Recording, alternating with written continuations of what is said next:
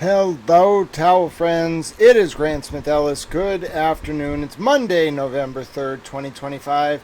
We have breaking news, as somehow seems to be the story every day in the ongoing saga that is the Karen Reed, Michael Proctor, Turtle Boy, Lindsey Gaetani, John O'Keefe, Sandra Birchmore, Matthew Farwell, Brian Tully, Yuri Bukhenik, John Fanning, Kate Peter Imbroglio.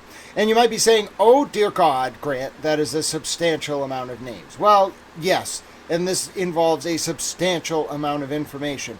Now, as an umbrella, we are talking, of course, about the fallout from the devastating revelations in recent months related to Michael Proctor, the former state police trooper's cell phone extraction that, as recently as July of 2025, the court, in multiple criminal cases that Proctor was investigating outside of the Karen Reed and John O'Keefe case, with Norfolk Superior Court judges Michael Doolin and Peter B. Krupp, were told that there was no cell phone extraction history for Michael Proctor because Michael Proctor had gotten a new phone in February 2024 and his old phone was gone and his new phone was set to auto-delete. Well, folks, let me tell you right now, that answer was about as crooked as my hat. Because it turns out, in recent weeks, Michael Proctor turned over 12 years of his cell phone extraction, and there is at least one text chain we're going to come to find out that we now know involves potentially, or at least definitely, I think at this point, Sergeant Sean Goode of the Canton Police. And ladies and gentlemen, it's very clear, based on today's two statements from the Canton Police Department, that the October 24th disclosures in the criminal cases in Norfolk Superior Court related to, in particular, Miles King, Brian Walsh, and a number of other criminal defendants that Proctor investigated. There was a filing we're going to review in a second, and we're going to read this statement here showing that this text chain containing horrific content.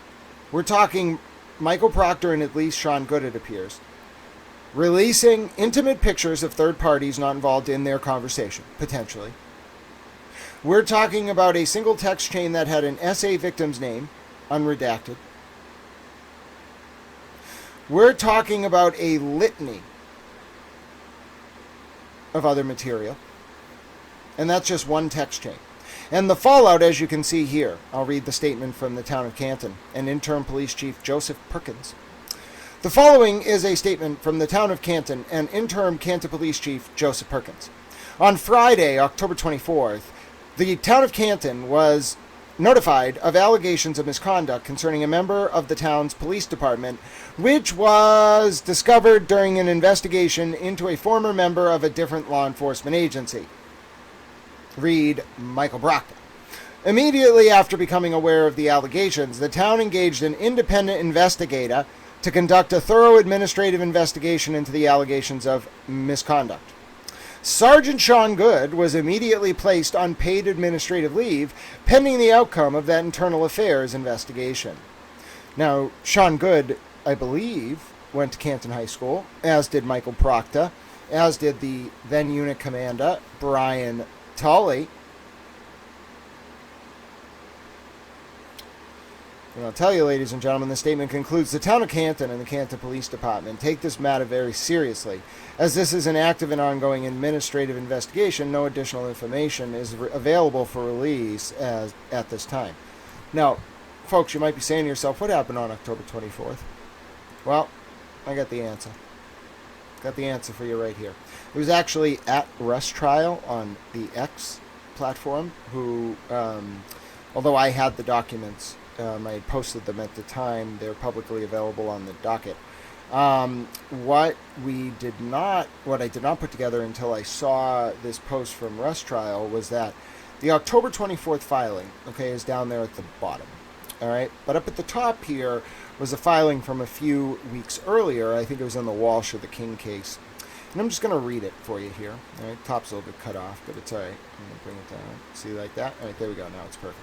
All right, so let's read this.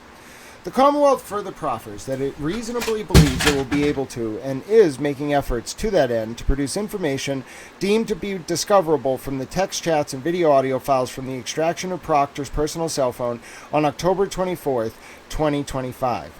Now, this is the Commonwealth's own filing. I want you to know footnote 2. Proctor's counsel on July 25th, 2025 and August 12th, 2025 filed a motion and an amended motion for clarification which noted that Proctor changed phones in February 2024, did not preserve his old phone, and after activating his new phone in February of 2024 used an auto-delete feature, deleting the contents of his phone every 30 days. Counsel proffered, quote, therefore, regardless of the time frame for the court's order to be clarified, it's unlikely that Mr. Proctor has any relevant information in his possession concerning this case. Okay, that was from Commonwealth v. King, 2182 CR 00320. Okay, papers 129 at 2 and 140 at 2. All right. Now, I just want to note that did not turn out to be true. But here's something interesting. Let's continue reading the mid-October document. Then we'll read the October 24th operative line. So earlier in October, potentially September of 2025, the court says, the Commonwealth, we already read that part. However, the Commonwealth is requesting additional time to comply with the order in King and other cases to review other files on the extraction. This was before they actually reviewed any of it. From Proctor's cell phone, including emails and documents, etc. The extraction has yielded hundreds of thousands of items, some of which are dated as far back as 2013. The volume of items was unexpectedly larger than the representations of Proctor's counsel regarding the cell phone. Review of the extraction is underway, and the Commonwealth has identified materials that it reasonably believes to be discoverable under Mass Rule of Criminal Procedure, paragraph 14b2. In the King matter and in other cases where Proctor was a witness, cf. in the matter of grand jury investigations, and then it cites the standard for Rule 14 disclosure. Disclosure of exculpatory information arising from unrelated grand jury proceedings, part of prosecutor's official duties, and may be disclosed without order of court unless prosecutor seeks protective order limiting disclosure. In addition, where appropriate and consistent with the Commonwealth's obligations, the Commonwealth will produce pertinent information to individual law enforcement agencies. Now, let's look at footnote 3, which says the state's going to move for a protective order before disclosing that to other law enforcement agencies. But let's just take a look at what was filed on October 24th, 2025. All right, right down in the middle of this screen here, folks. Review of the personal cell phone. So that document you just read up at the top, okay, that was from earlier in 2025, September or October, after Proctor revealed that he did actually turn over his phone, but before they started actually looking at the substantive content. What is the Norfolk DA, Proctor's boss, when he was working for the MSP unit that run by Brian Tully and also involving John Fanning and Yuri Bukhenik, both of whom also have ties to Stoughton and to Michael Proctor, obviously, and then also had on it Nick Guarino and Dwayne and potentially some other troopers. This was the unit assigned to the Norfolk DA. The Norfolk DA then reveals on October 24th, this is what led to Goode's suspension. This is what allows us to put it all together. Review of the personal cell phone is ongoing. At this time, pursuant to Mass Rule of Criminal Procedure 14, the Commonwealth is producing text chats, audio files, and video files which span many years. One text chat contains highly sensitive information, including images of intimate body parts of people not participating in the chat, screenshots of Facebook posts by non-participants, images of non-participants, full phone numbers and or personal email addresses of the text chain participants, and the name of an SA victim. Folks, that says it all. It says it all right there. In black and white, clear as day. That is simply a shocking revelation. That the very day that disclosure was made, ladies and gentlemen, that is the day that Sean Goode, or at least the Canton Police, began their investigation of Sean Goode. And if you're wondering, where does this all lead? All right, if you're wondering, that's a reasonable question. And I'll show you right here, folks. Look at this. That's a chat. And if you're thinking, wow, Michael Proctor's not on the chart, but it seems like a lot of the names and a lot of the people he may have been talking to are on this chart. Yep, because Sandra Birchmore's murder and the cover-up and the murder of her unborn child and the cover-up thereof, active very clearly acted. New superseding indictment filed against former Stoughton police officer Matt Farwell just recently. Who was the 911 dispatcher from Stoughton that tipped Farwell off when calls would come in about him abusing Sandra and other young girls? Who is the father of Sandra's unborn child? We know it's not Matt Farwell, according to DNA. Who is the father? Who told Matt Farwell, other than Sandra Birchmore, that he was the father of Sandra's child? Who else was abusing Sandra when she was a young girl? The new videos of Robert Devine's post-commission hearing, the former Stoughton police officer, just up on the internet. William Farwell, Matt Farwell's brother, now out in Nevada, just got charged with a DV offense in January of 2025. People also who spent time in Stoughton, why Brian Tully and Michael Proctor's colleagues Yuri Bukhenik and John Fanning. Brian Tully and John Fanning were partners for 20 years, and they all worked under Michael Morrissey, who, although he was targeted by Josh Levy and Rachel Rollins, perhaps for good reason because it was about Birchmore, knew Kate Peter. Kate Peter worked as a PI for Marty Kraft. Marty Kraft, I think, was working for Brian Tully, both on the Birchmore issue, quote-unquote, and the Karen Reed and Turtle Boy cases. I think Jason Broyles and his network have actually been moles for Kate the entire time, while pretending to be pro-Turtle Boy and pro-Karen Reed. And I think Nick Garino helped to work on both Sandra Birchmore's cell phone extraction, which proved Matthew Farwell's guilt, but somehow John Fanning wrote a report for Tully's unit that exonerated Farwell. And let's be clear, Nick Garino also handled Lindsey Gaetani's unredacted cell phone extraction that Brian Tully intentionally released after removing only messages from Kate Peter to Lindsey and from Brian Tully to Lindsey. In April of 2024, 15 years, unredacted extraction released by Tully to Aidan Kearney and his lawyer. And let's think about the full picture here, folks. Let's think about what it means that this unit potentially had more than just one thing to hide. And what does Michael Proctor's cell phone reveal about all of this? There are a lot of unanswered questions here, folks. And I think one of the biggest unanswered questions is who were the law enforcement sources, according to Michelle McPhee, that got into an argument with still First Assistant Norfolk DA Lynn Beatty, and with Michael Morrissey himself potentially, about the decision by John Fanning and the MSP not to charge Farwell. It wasn't state troopers, was it?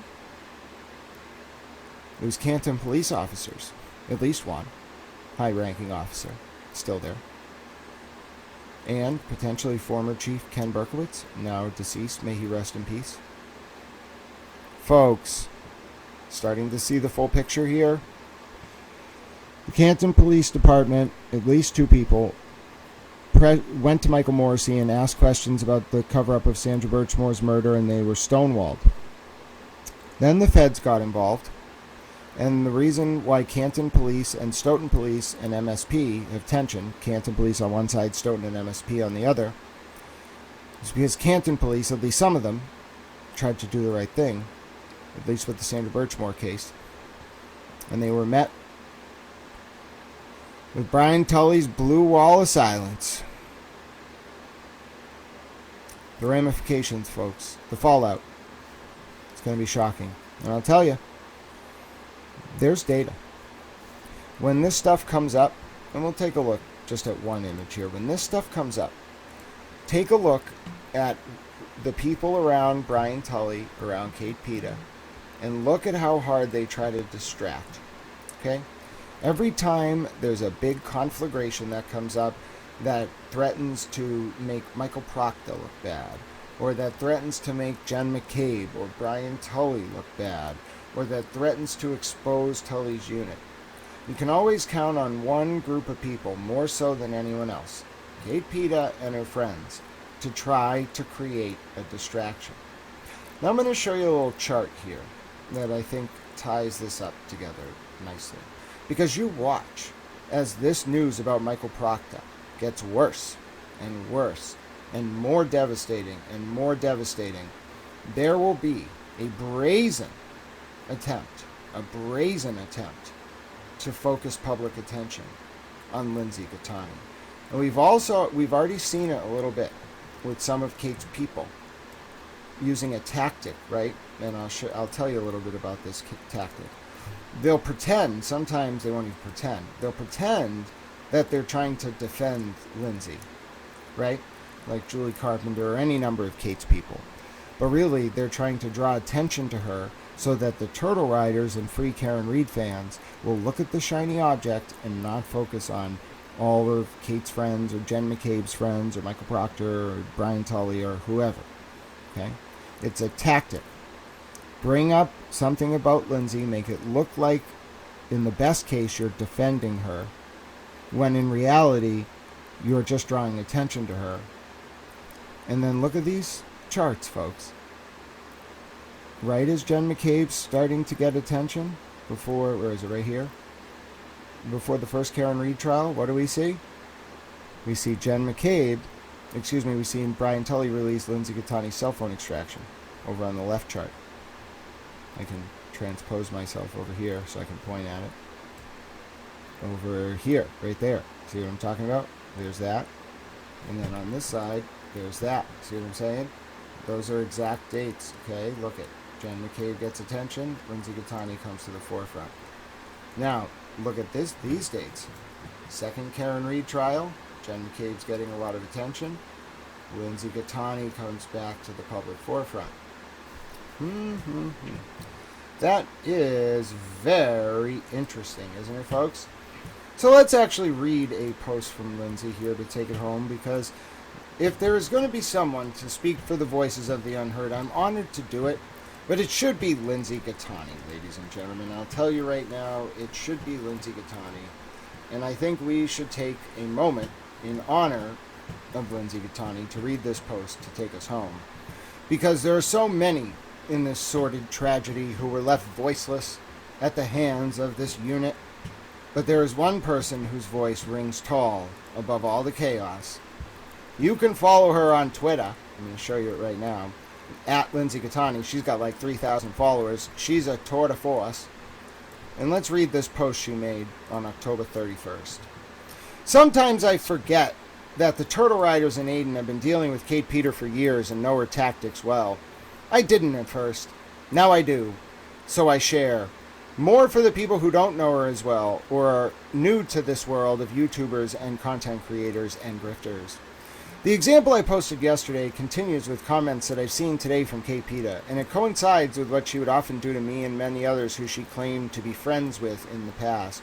If you see the post below and the ones I reported from yesterday, or reposted from yesterday, Kate Peter does this thing where she will make a public post announcing vile behavior of people and attacks on others online.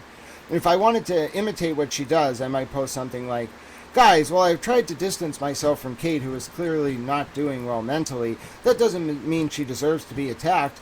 Mental illness and alcohol addiction is serious and should not be weaponized. In addition, those blank records that TB posted about her blank years ago should never have seen the light of day.